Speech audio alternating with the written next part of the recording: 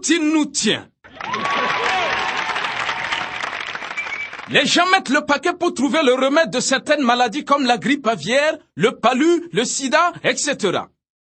Et on oublie que l'amour même est une maladie incurable, avec un virus visuellement transmissible appelé « je t'aime », qui fait des ravages accélérés avec un taux de pourcentage indéfini.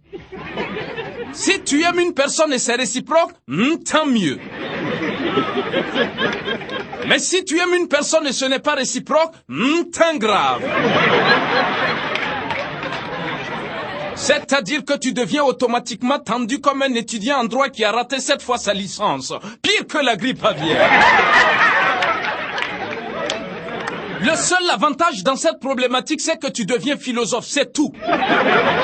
Et si les données ne changent pas, tu sors forcément avec un diplôme de vagabondage sexuel en puissance sans formation pour servir et valoir de coureur de jupons insatiables. N'importe quelle fille qui passe, tu galopes derrière comme un bouc. Que vous êtes belle par derrière. Et si tu regardes la beauté du visage d'une femme pour lui faire la cour, tu es encore récupérable. Parce que ça a un début et une fin. Au début, le visage de la femme brille et attire tout le monde. Mais à partir de 55 ans, son visage brise et chasse tout le monde.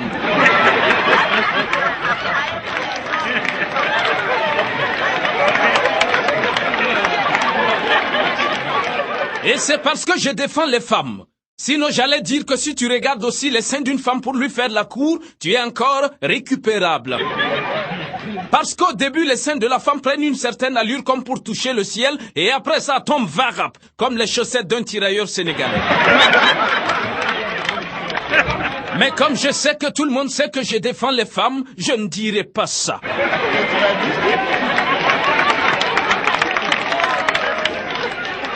Mais par contre, si tu regardes la fesse d'une femme pour lui faire la cour, tu es irrécupérable.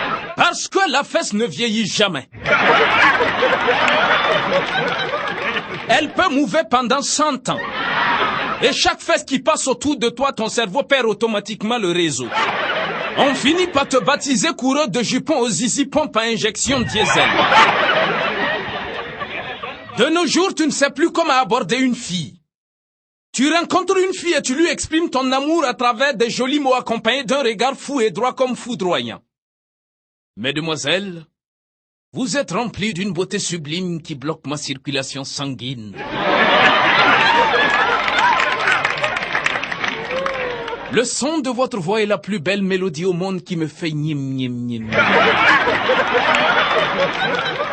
Si l'amour existe, que sa volonté soit faite tout de suite et maintenant à ma faveur.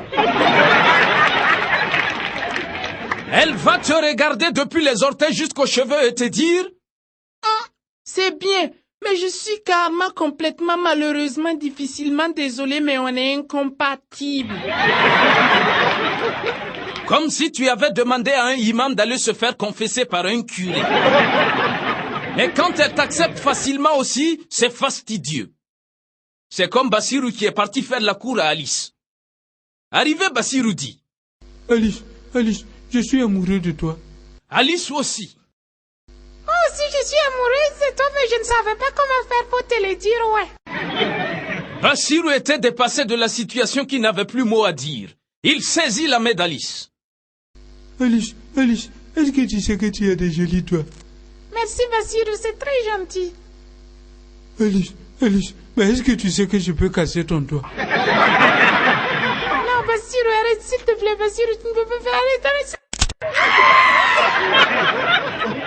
Bassirou a cassé les doigts d'Alice. Mais après qu'elle t'ait accepté, rentre chez toi, tu cherches des détails inutiles qui transforment la scène en Ben Laden contre George Bush.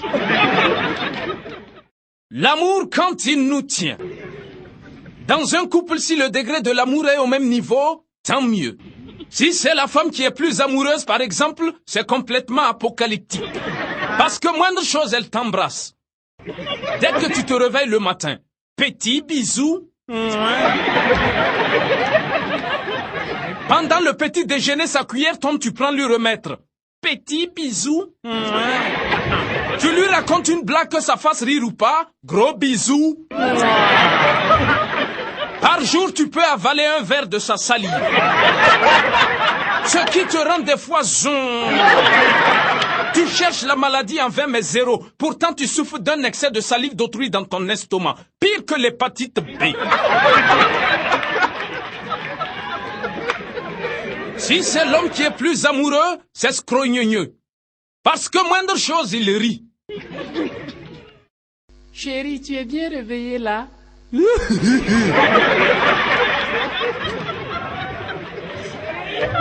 Chérie, tu as l'air un peu épuisée là.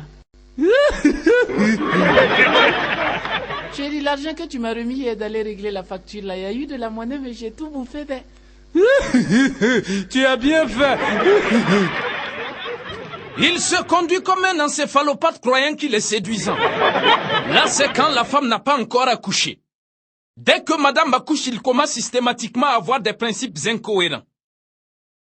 Chérie, notre frigo est vide, hein. Écoute, on n'est pas obligé de le remplir à tout moment. Si tu n'es pas d'accord, tu prends tes bagages et tu rentres chez toi. Je m'en fous là.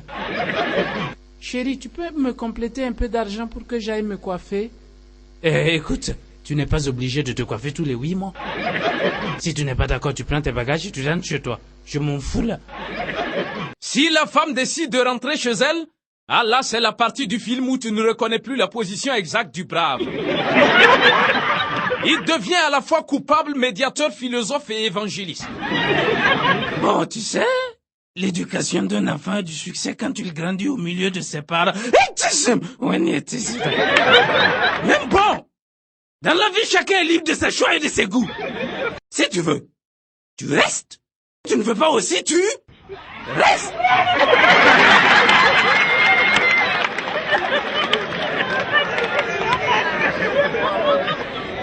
Si par malheur la femme piétine l'évangile, la médiation, la philosophie, puis décide enfin de rentrer chez elle, il devient automatiquement auteur-compositeur de musique d'amour, Zouk Love de 1728 degrés à l'ombre. Mon Dieu, je suis foutu. Depuis que Marie est partie, je ne peux plus manger, je ne peux plus dormir, je ne fais que maigrir. Tard la nuit, il entend des pas dans la cour. Croyant que c'est Marie, il ouvre la porte, fou. Ah non, c'est pas Marie. C'est juste un chien enragé qui cherche à déranger quelqu'un. Danger de mort. Mon Dieu, je suis foutu.